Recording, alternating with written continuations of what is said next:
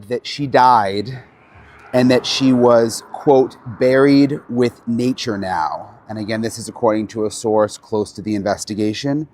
The note indicated that Nancy's death was not intentional, but did not offer a direct apology. And it kind of makes sense when you now go back and watch what Savannah said on Instagram after receiving that note. Take a look at this. We received your message and we understand. We beg you now to return our mother to us so that we can celebrate with her. This is the only way we will have peace. This is very valuable to us, and we will pay. 2:28 in the morning. A figure moves through the dark toward the front door of a quiet home in Tucson, Arizona. He is wearing a mask. He is wearing gloves. He has a gun. And he has a backpack strapped to his back. He does not knock. He reaches up toward the doorbell camera with one gloved hand. He cannot pull it off. So he takes a leaf from the potted plant on the porch and covers the lens with it. Then he goes inside. And by morning, she was gone. 5 words later showed up in a note sent to law enforcement. She was buried with nature now. That note was written in February 2026. Law enforcement received it. The family received it. Major media outlets received it. And for nearly 5 months, every single one of them said nothing. What happened to Nancy Guthrie? Who was behind the mask? And who gave the order?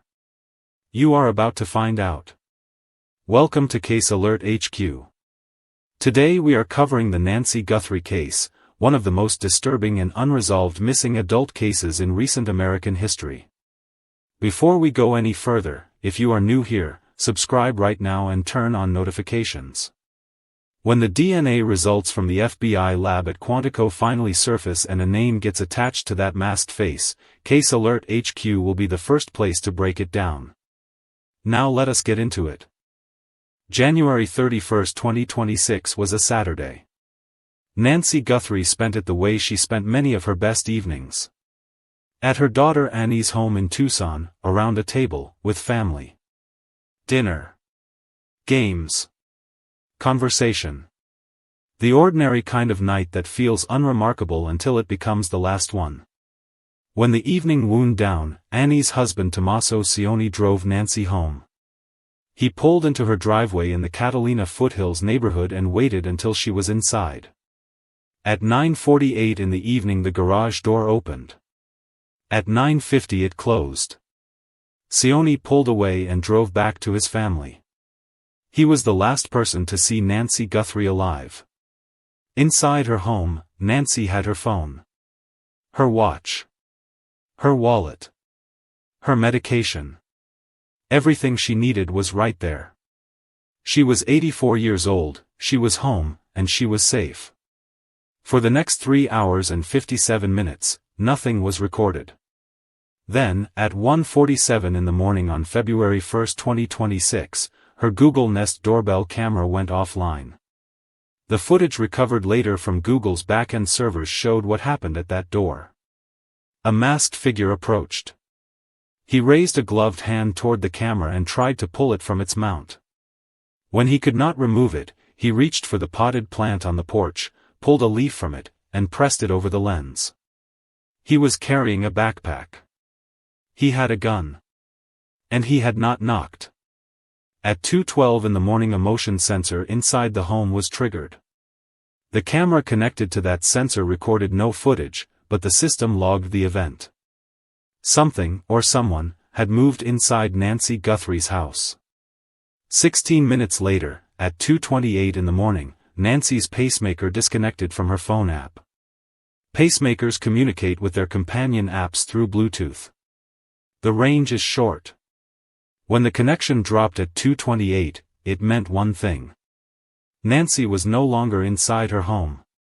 She had been moved far enough away that her own heart monitor could no longer find her phone. She left without her phone. Without her watch. Without her wallet. Without her medication. At 11:56 that same morning, after Nancy failed to appear for her Sunday virtual church service, family members drove to the house to check on her. The doorbell camera was gone from its mount. The front door showed signs that entry had been forced. There was blood on the stone walkway of the front porch. They called law enforcement at noon.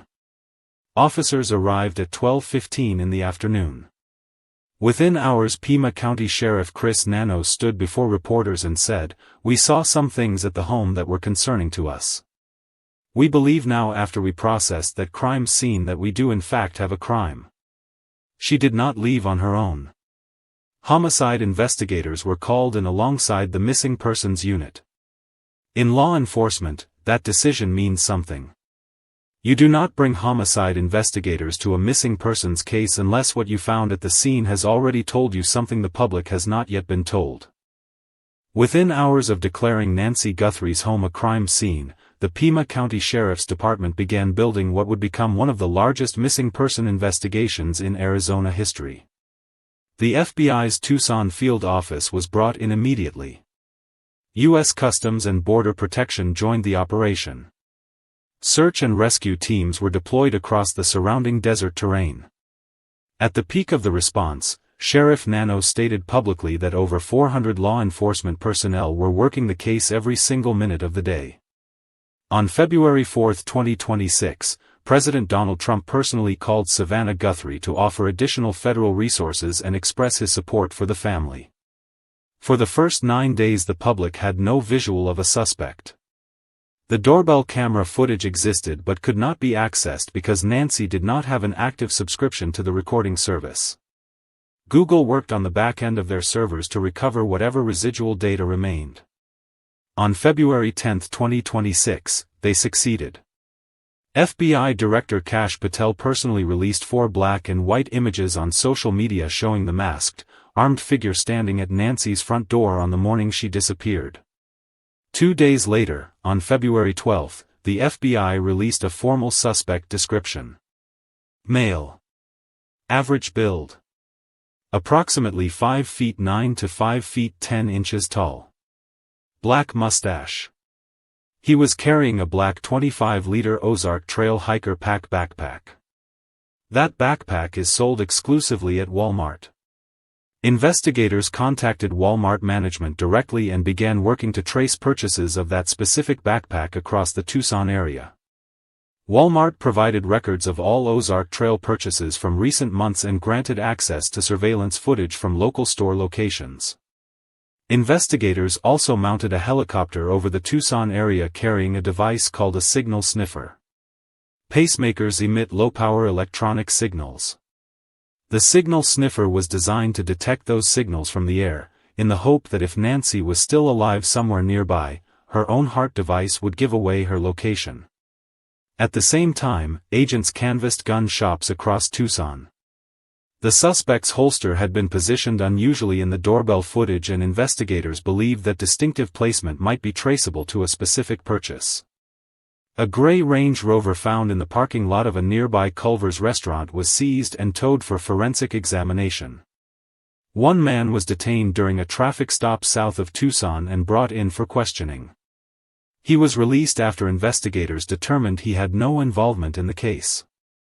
Sheriff Nanos stated publicly that the entire Guthrie family, including all siblings and their spouses, had been cleared as suspects. By the end of the early investigative period, more than 30,000 tips had been received and were being processed. A combined reward fund grew to exceed $1.2 million. Ransom notes started arriving. Not at the Guthrie family home. Not through any private channel. At news organizations. On February 2, 2026, KOLD-TV, a CBS affiliate in Tucson, reported receiving a letter demanding payment for Nancy's release. Former FBI agents who followed the case described what was happening as highly unusual. In a standard kidnapping for ransom, the demand goes directly to the family. Routing demands through media outlets suggests the sender wanted public pressure applied, wanted to create confusion in the investigation, or simply did not have any direct way to reach the Guthrie family. The first credible note demanded $6 million in Bitcoin, with a deadline of February 9, 2026. A cryptocurrency wallet had been created to receive the payment. Investigators could not identify who held that wallet. Then the fraudulent notes began arriving alongside the real ones. On February 5, 2026, a man from California was arrested on federal charges for posing as Nancy's abductor. He had simply seen the story, identified an opportunity, and tried to exploit it. Multiple notes from multiple senders reached multiple outlets in those early weeks, and investigators were forced to use AI analysis tools to examine each one. Then the second note arrived. This one went to a local Tucson television station. It did not demand money. It did not set a deadline. It said that Nancy Guthrie was dead. That her kidnappers had not meant to kill her. That she had died shortly after the abduction. And according to News Nation investigative reporter Brian Entin, that note contained 5 specific words. She was buried with nature now. Law enforcement sources later confirmed to CNN, ABC News, and NBC News that investigators assessed both the first note and the second note as potentially legitimate communications from the actual perpetrators. CNN knew. The Tucson television station knew. And at law enforcement's direct request, both of them agreed to say nothing. Keeping the contents of the second note private preserved a communication channel that investigators hoped they could still use. If the kidnappers believed their note had gone unacknowledged publicly, they might reach out again. On February 7, 2026, Savannah Guthrie appeared in a video with her brother Cameron and her sister Annie. Together they addressed whoever had taken their mother. Savannah said they had received the message. That they understood. That returning Nancy was the only way the family would ever have peace. That they would pay. That video was seen by millions as a desperate family reaching out to an unknown captor. But watch it again knowing what the second note said. Watch Savannah say, "We received your message and we understand." That sentence means something different now. The family may have already known their mother was gone. And they stood in front of a camera and held themselves together anyway. If you are still watching, drop a comment right now and tell us you are still here. Because what comes next changes everything about who was actually behind this and why this case has gone unsolved for as long as it has. On June 22, 2026, TMZ founder Harvey Levin posted a public video to address reports circulating online about a letter TMZ had received connected to the case. The note TMZ received was not the note CNN had reported on. They were 2 separate communications. The TMZ note said Nancy was scared but okay. It made no mention of her death and did not match the contents of the note law enforcement had assessed as legitimate. But Levin disclosed something else entirely. TMZ had received multiple emails from an individual claiming to have direct knowledge of who the kidnappers were and where Nancy Guthrie was located. That individual was asking for $100,000 in exchange for it. Levin said publicly that something about those emails gave him genuine reason to believe the sender might actually know who was involved. TMZ offered to pay the full $100,000 on behalf of the Guthrie family. The FBI said no. That decision has been debated ever since. Paying an unverified source in an active federal kidnapping investigation creates serious legal complications and could compromise any eventual prosecution. But someone who may have known the identity of the people who took Nancy Guthrie reached out, offered the information for a price a media company was willing to cover, and was turned away. And then went silent. The information was never exchanged. The case remains unsolved. As the investigation stretched into its second and third month with no named suspect and no public breakthrough, a group of professionals who had spent their careers studying violent crime began speaking out. What they said, independently of each other, pointed in the same direction. Criminal psychologist Dr. Gary Brucato appeared in Brian Entin's one-hour News Nation documentary on the case. Brucato looked at the same footage, the same evidence, the same ransom communications that investigators were working with, and identified something specific. He said there was a visible contrast between the sophistication of the planning behind this crime and the apparent lack of skill in the person seen carrying it out. He called it a difference in intelligences. His conclusion was that the masked figure on the doorbell camera was not the person who conceived this operation. He described the suspect as a stooge, a goon, a hired operative who treated the abduction as a job rather than a personal act. Someone brought in to do the physical work while the actual architect of the crime kept their distance. Brucato also said he did not believe the masked man worked alone, that a small group of people were likely involved. And then he said that if the masked figure was ever caught, specifically if he is alive, that person would be the thread that leads back through the chain to whoever sent him. That qualifier, if he is alive, was not accidental. Dr. and Burgess spent decades at the FBI helping build the science of criminal profiling from the ground up. She is one of the most credentialed behavioral scientists in the history of American law enforcement. When Brian Entin asked her directly whether the person who showed up at Nancy's door could have been eliminated after the job was done, killed by whoever hired him to ensure his silence, Burgess said yes. She said the operation was well planned. She said the people behind it got away with it. And then she said this case may represent a type of crime that has never been seen before in its specific combination of elements. That is not a phrase a veteran FBI behavioral scientist uses casually. Retired FBI Special Agent Jennifer Coffindaffer laid out the structure of this operation in precise terms. She described how the attack was sophisticated enough to route ransom demands through media outlets in ways that left no traceable origin. How a Bitcoin wallet was created to receive payment whose holder could not be identified. How someone recruited what she called a mop, law enforcement terminology for a low-level operative, someone disposable, brought in to handle the physical component of the crime while the person who planned it remained completely insulated. Coffindaffer's central question cut through everything else: how was Nancy Guthrie selected as a target in the first place? Her answer was that it had to be someone with specific knowledge of Tucson and specific awareness of Savannah Guthrie's family connections in that city. Someone who understood the family's profile well enough to believe they would pay. In June 2026, Coffindaffer raised another question publicly, asking why an enhanced image of the masked suspect had not been released to the public. She noted that such an image is known to exist and suggested that investigators may already know significantly more than they have disclosed. Retired Detective Lisa Miller placed the case within a framework that cybersecurity professionals call a wrench attack. A mastermind plans every element of the operation remotely and then contracts local individuals to carry out the physical component. The planner never touches the victim. The operative on the ground does not need to be sophisticated because the sophistication lives in the architecture around them. Miller pointed directly to the contrast that defined what the cameras captured. The masked figure was clumsy. His holster position was wrong. His movements were hesitant.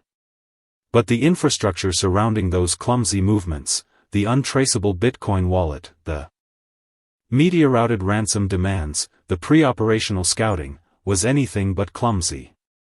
Forensic expert Barbara Butcher proposed that someone in the Tucson area, possibly a person who had worked at or near Nancy's home in some service capacity, discovered the connection between Nancy and Savannah Guthrie and made a financial calculation. They saw an elderly woman living alone and a famous daughter with significant resources and decided to act. Butcher said that given Nancy's age, her heart condition, and the physical and psychological shock of what was being done to her, she likely did not survive beyond the early hours. She said the person responsible probably transported her body to a remote outdoor location and left her there. Butcher said this weeks before the contents of the second ransom note became public knowledge. Former FBI profiler Jim Clemente spent 22 years as a profiler before analyzing the blood evidence photographed at the front entrance of Nancy's home. There was a concentration of round droplets near the front door. Then a thinning trail leading toward the driveway. Clemente said that pattern told him Nancy was alive when she was removed from the property but was in a severely compromised physical state. The trail suggested she was being carried rather than walking. He stated publicly that despite the sophistication of certain elements, the offender made enough mistakes that he would eventually be identified. He did not say if. He said eventually. DNA evidence was recovered from inside Nancy Guthrie's home during forensic processing of the crime scene. Investigators confirmed that the sample does not belong to Nancy and does not match anyone known to have been in close contact with her. It is a mixed sample, meaning it contains genetic material from more than one individual. Among the evidence collected is a hair sample. The journey of that DNA through the laboratory system has been anything but straightforward. Pima County Sheriff's investigators first sent the sample to a private laboratory in Florida, which is consistent with their standard evidence handling protocol. From the Florida lab it was transferred to the FBI's crime laboratory at Quantico in Virginia. In total, evidence connected to this case has reportedly been processed across 5 separate laboratories. Criminal defense attorney Joshua Schiffer noted that running evidence through multiple laboratories creates chain of custody complexity that any future defense attorney will scrutinize aggressively. The more hands the evidence passes through, the more opportunities exist to challenge how it was handled, collected, and preserved. An earlier DNA lead had raised hopes before closing them. A set of gloves was recovered approximately 2 miles from Nancy's home. The gloves appeared to match those worn by the suspect in the doorbell camera footage. The DNA recovered from those gloves was run through CODIS, the FBI's national database containing DNA profiles from individuals with prior criminal history. The result came back with no matches. Investigators then traced the gloves to a worker at a nearby restaurant who had no connection to the case whatsoever. That lead was formally closed on March 4, 2026. Which brings the investigation to where it stands now, genetic genealogy. This is the same methodology that cracked the Golden State Killer case in 2018 after decades of failed investigation, and the same technique that helped identify Brian Kohberger in the Idaho student murders. The process works by comparing an unknown DNA profile against large commercial genealogy databases, platforms like GeneMatch and Family Tree DNA, where millions of people have voluntarily submitted their own genetic information. Investigators search for partial matches, people who share enough DNA with the unknown sample to suggest a family relationship. From those partial matches, genealogists build out family trees, generation by generation, until they identify a candidate who fits the geographic and behavioral profile of the suspect. A genetic genealogist who spoke to Newsweek said that a hair sample with a full intact root is one of the most useful forms of DNA evidence available and that this type of sample has opened thousands of previously unsolvable cases. Former FBI Special Agent Harry Trombitas told Yahoo News that given the amount of time that has passed, the laboratory likely has results by now.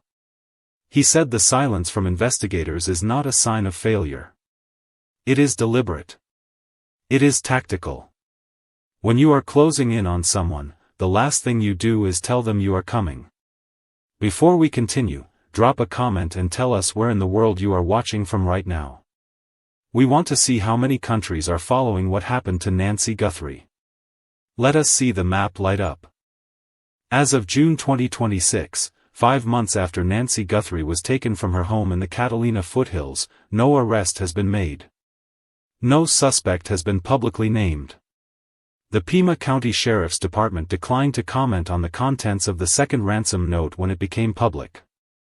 The FBI issued no response to requests for comment on the current status of the investigation. Both agencies confirmed only what they had been confirming for months: the investigation remains active. News Nation investigative reporter Brian Entin has maintained closer sourced access to this case than any other journalist covering it. At the 3-month mark he reported that his sources inside the investigation told him there was still no solid suspect and no definitive leads. That was not a case that had gone quiet because it was resolved. It was a case that had gone quiet because the answers were not there yet. Pima County Sheriff Chris Nanos has been consistent on one point throughout. This case is not cold. He has said repeatedly that he believes an arrest will eventually be made. The active threads that remain open include the DNA processing running across multiple laboratories, the Walmart purchase records, the ongoing gun shop canvassing based on the suspect's holster, and the public tip portal the Pima County Sheriff's Department continues to maintain. The combined reward of $1.2 million has not been claimed by anyone. The Guthrie family honored a law enforcement request to stay quiet about the second note for nearly 5 months. They were not withdrawing from the search for their mother. They were protecting a communication channel that investigators believed might still produce something. Every day they said nothing publicly about the second note was a day that channel remained intact. On June 23, 2026, the day after the note's contents became public, Savannah Guthrie spoke out. It was the statement of someone who had been holding something unbearable in private for a very long time. The silence was never indifference. It was the hardest kind of cooperation. Nancy Guthrie was born on January 27, 1942, in Fort Wright, Kentucky. She moved to Tucson in the early 1970s and spent more than 50 years building her life there. She raised 3 children alone after losing her husband at 49. She attended church every week. She played mahjong with friends. She kept a book club. She was sharp-minded, warm, and deeply loved by the people around her. She was the kind of person who showed up for Sunday virtual services and had family over for dinner on a Saturday night. And someone chose her on purpose. The question that remains in this case is not where she is. The forensic analysis, the expert assessments, the ransom note that law enforcement assessed as a legitimate communication from the actual perpetrators, and the timeline of her medical vulnerability all point in the same direction. That question has a weight to it that the investigation has been carrying since February. The question that remains is who chose her? Who identified Nancy Guthrie as a target? Who planned the operation? Who recruited the person caught on that doorbell camera? Who set up the Bitcoin wallet? Who routed the ransom demands through media outlets instead of directly to the family? And if the experts who raised the elimination theory are correct, who made sure the person behind that mask could never tell anyone who sent him there? That answer may already exist inside a laboratory. In a sample collected from Nancy's home on the day investigators declared it a crime scene. In a hair left behind by someone who covered the camera lens with a leaf and believed they had covered every other trace as well. They did not cover everything. This case is not cold. It is not forgotten. It is pending. And the difference between pending and solved may be a single match in a genealogy database that has not come back yet. If this investigation has meant anything to you, if you stayed with this story from that doorbell camera footage all the way to this moment, then do 3 things right now. Hit the like button. It tells the algorithm that real people want real investigative coverage of cases that matter. Subscribe to Case Alert HQ and turn on notifications. Because when the DNA results come back from Quantico, when a name gets attached to that masked face, and when the chain gets traced back to whoever gave the order, this channel will cover every detail the moment it becomes available. Nancy Guthrie's story is not finished. And neither are we.